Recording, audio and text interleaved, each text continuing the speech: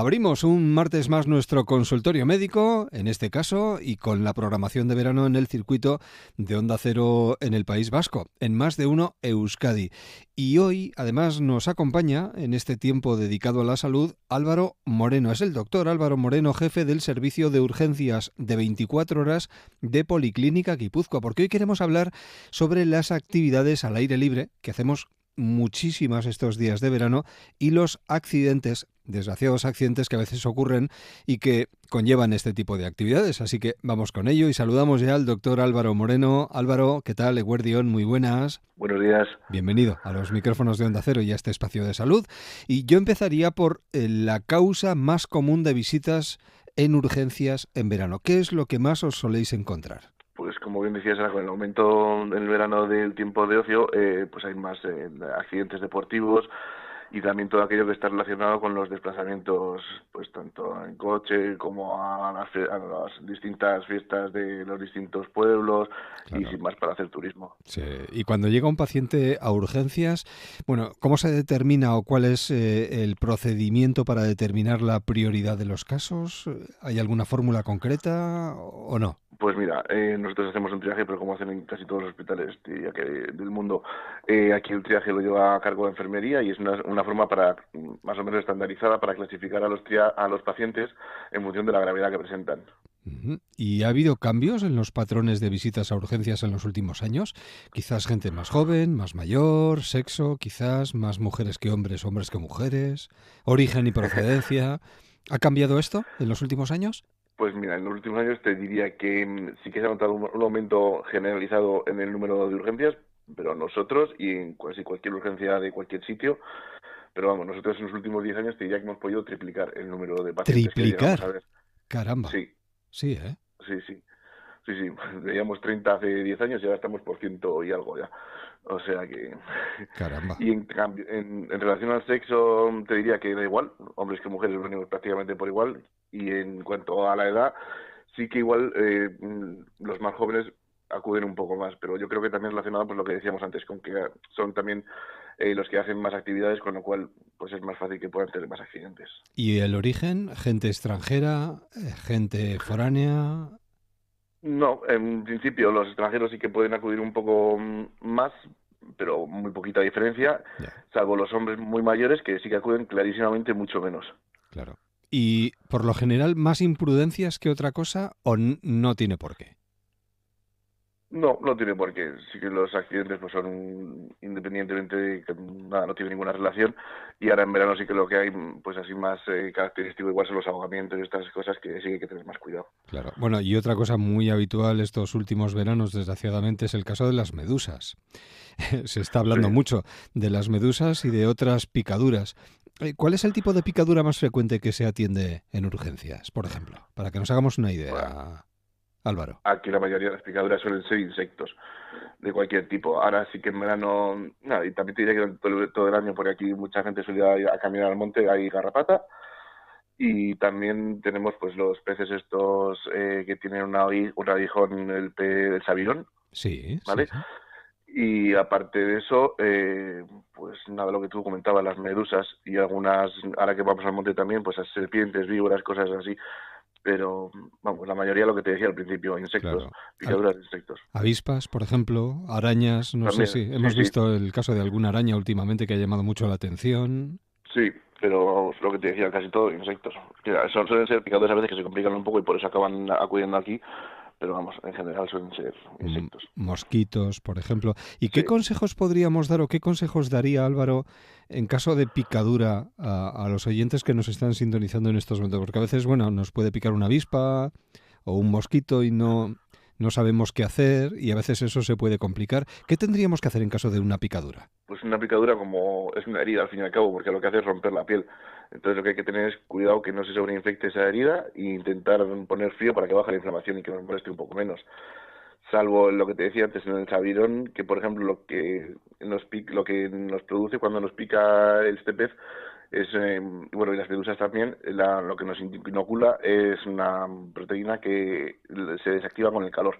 Ajá. Entonces en ese caso habría que poner calor para que deje de molestarnos y luego frío para mejorar la inflamación. Y con eso es suficiente. Ya calmando eso, en principio, a esperar Las que... principales Sí, sí. Las principales molestias que vamos a tener, sí. Vale. Luego sí que hay que tener cuidado con lo que te decía, que esa herida no se sobreinfecte.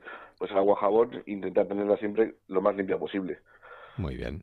Luego nos ponemos en otra situación, por ejemplo, una quemadura en la cocina, en el camping, en cualquier sitio, ¿no? Ante una quemadura, por ejemplo, incluso una quemadura con un tubo de escape, por ejemplo, o una quemadura al sol, después de estar mucho tiempo tomando el sol. ¿Cuáles serían las primeras medidas que deberíamos de tomar, Álvaro? Pues lo primero que deberíamos hacer es protegernos, o sea, intentar que no nos pase. Claro, Pero como eso ya claro. es obvio, pues nada, lo siguiente sería casi siempre aplicar frío. Sobre todo en cualquier quemadura, dejar correr el agua fría y que corra el agua. O sea, estar un buen rato con la mano, por ejemplo, debajo del chorro de agua fría y que baje la temperatura. Vale. Porque el daño en la piel se produce por el tiempo que está en una temperatura elevada. Ujú. Muy bien. ¿Vale? Pues Entonces, nada, sí. una vez que hemos ya puesto el frío, después, dependiendo de las zonas, porque sí que las zonas de pliegues o la cara son zonas un poco más sensibles y las manos, y hay que tener un poco más de cuidado con esas quemaduras. Hay que quitar anillos, hay que quitar pulseras, todas esas cosas que tengamos que puedan después ser más complicadas y en función de la evolución, pues hay que acudir a un centro sanitario para ver si tienen que ponerle algún Claro. tratamiento. Ponernos en manos de un especialista. Y en caso, por ejemplo, de sufrir una insolación, sobre todo con estos golpes de calor que se están dando en algunos lugares, afortunadamente aquí no mucho, por supuesto, ¿no? Pero ¿cómo deberíamos de actuar en caso de sufrir una insolación? ¿Y cómo podemos prevenirla? Que esto es lo más importante. Eso es. Tanto las insolaciones como los golpes de calor bueno, la insolación es solamente por el efecto de estar bajo el sol, por así decir, y el golpe de calor es por el aumento de temperatura. Si estamos encerrados en una habitación y hace mucho calor, ahí vamos a tener un golpe de calor, no una insolación, ¿vale? Vale. Pero bueno, los efectos son más o menos parecidos. Vamos a encontrarnos mal con sudoración, incluso a veces ya dejamos de sudar, ¿vale? Con náuseas, con dolor de cabeza, incluso podemos empezar a estar un poco confusos. Lo más importante, pues evitar exponernos al sol, evitar estar en Sí. sitios cerrados calientes, Ah, intentar beber mucha agua, no hacer actividad física en las horas centrales del día, lo que siempre recomiendan. Si vamos a ponernos al sol, aplicarnos protector solar y reaplicarlo según nos diga el producto. ¿Qué más te diría? Evitar el alcohol, la cafeína, que eso también nos ayuda a deshidratarnos, muy aunque bien. parezca que no. Vale. Y Y, poco más. Sí y que te diría sentido que común. no solamente eso es, pero no solamente la temperatura, porque aquí igual la humedad también tiene mucha importancia, Claro. porque igual de temperatura, si la humedad aumenta, por ejemplo, un 20%, son 5 grados más de temperatura la sensación que tenemos nosotros, entonces pues es importante también. Pues mucho cuidado con estas cosas, lo recuerdo. Charlamos con el jefe de servicio de urgencias 24 horas de Policlínica Guipúzcoa y estamos repasando ese tipo de situaciones que se pueden dar durante estos días de verano, como por ejemplo, si nos vamos de viaje, ¿es recomendable llevar un botiquín, Álvaro? Siempre, ¿no? Siempre, pero yo te diría que deberíamos llevar en el botiquín aquello que sepamos utilizar. Claro, Me explico. No tiene sentido que lleves muchas cosas si luego no vas a saber utilizarlas, porque en ese momento seguramente no va a ser el momento de ponerte a aprender cómo tienes que utilizarlo. claro, claro. ¿Y Pero qué? bueno, te diría que un Sí, botiquín básico, sí, pues eso, gasas, algún antibiótico como la clorexidina, analgésicos habituales que solamos tomar, pues paracetamol, ibuprofeno, según cada uno, esparadrapo, tiritas, pinzas, tijeras y algo para tomarnos pues la temperatura o si tenemos problemas con la tensión o con la saturación de oxígeno o el pulso, pues algún instrumento que nos ayude a tener esas constantes un poco controladas. muy bien. Cosas básicas, pero que sepamos utilizar. Esto es importante. ¿Y qué hay que hacer, por ejemplo, en caso de que esto también se produce, no solo en verano, durante todo el año, pero quizás ahora en verano se pueda dar más? ¿Qué tenemos que hacer o qué hay que hacer ante un atragantamiento? Pues mira, lo más difícil es no ponerse nervioso. Claro.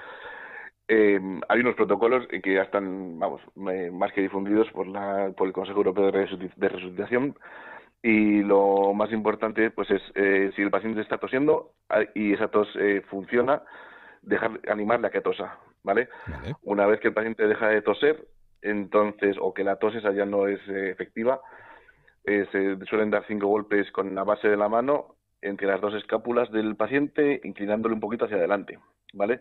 Para ver si eso desobstruye la vía aérea. Antes de hacer eso yo te diría que convendría llamar al 112. Vale, porque sí, seguramente sí, sí. igual acabamos necesitando ayuda, Claro, claro. ¿vale? Y si no funcionasen los 5 golpes entre las dos escápulas, pues habría que hacer la maniobra de Heimlich. Yo creo que esto lo ha visto mucha gente, pues igual en películas o demás, que es lo Sí, de sí, poner la sí. mano debajo del esternón y Ujú. apretar con la mano hacia adentro y hacia arriba. Pero bueno, hay que practicar, esto es lo que te decía antes con el botiquín. Sí, No sí, es sí. solamente saber cómo, sino que hay que hacerlo alguna vez cuando no te haga falta. Claro, claro. Y ante una o ante alguna situación como la que hemos comentado, ¿cuál es más que nada por tener una referencia, cuál es el tiempo de espera eh, si acudimos a un servicio de urgencias para ser atendido? Eh, Tanto en urgencias generales como en pediátricas. Por ejemplo, en Policlínica Guipúzcoa, para que nos hagamos una idea, Álvaro, más o menos, ¿eh? Pues mira, en urgencias pediátricas te diría que las urgencias suelen ser bastante más rápidas que en las generales. Pero bueno, en las generales yo te diría que estamos en una media de unos 110 minutos en ver al paciente hasta que se marcha a casa, y el tiempo de espera pues depende mucho del día. Claro. Pero yo qué sé, te diría pues desde 5 minutos a veces, que es lo que tardamos en verlas en el triaje y prácticamente pasan, a otros días que los pacientes sí que tienen que estar esperando que cerca a veces una hora y incluso algún día algo más. Claro, Depende eso. mucho del volumen. Claro, de gente que pueda haber en esos momentos, ¿no? Esperando también. Eso es. Y ya, Y lo que te decía antes, que depende también de la gravedad de lo que vaya claro, teniendo, porque a claro, veces claro, los pacientes nos enfadamos porque vemos que pasan otros claro. y muchas veces lo que tenemos que pensar es que si estamos ahí esperando es porque igual tenemos la suerte de que lo nuestro no es tan grave como lo del otro que está Claro, viniendo. claro, claro. Uno tiene que valorar también qué es más grave o qué no, qué necesita una atención más rápida y qué no, ¿no? Y ya para Eso terminar, es. no sé si hay horas en las que el tiempo de espera se reduce más que en otras. Bueno, imagino que Pues mira, como todo, ¿no? ¿O no? esto se repite casi te diría que en todos los sitios. Suele haber como dos épocas a lo largo del día en las que aumenta la afluencia de pacientes, que suele ser de 9 a 1 y de 4 a 8, Ah, y vaya. también días de la semana, que suelen ser lunes y fines de semana, cuando más gente acude. Así, ¿eh? Siempre. Vaya. Pero no solo aquí, ¿eh? En Sí, sí, todos en los hospitales general. yo te diría que de todo el mundo, sí. En general, vaya, vaya. Pues lo que tenemos que hacer es disfrutar del verano, no ir a urgencias y para eso podemos evitarlo, evidentemente, utilizando el sentido común y teniendo mucho cuidado con cada cosa que hacemos. Lo idóneo sería no tener que utilizarlo, pero bueno, en caso de que tengamos que utilizarlo, ahí está el servicio de urgencias de 24 horas de Policlínica Guipúzcoa. Ha sido un verdadero placer, Álvaro, compartir unos minutos de radio con usted y lo Igualmente. recordamos, Muchas ¿eh? gracias. Tanto de pediatría como de adultos siempre pueden dirigirse a Policlínica Guipúzcoa porque está abierto las 24 horas. A ver si no tenemos que utilizarlo.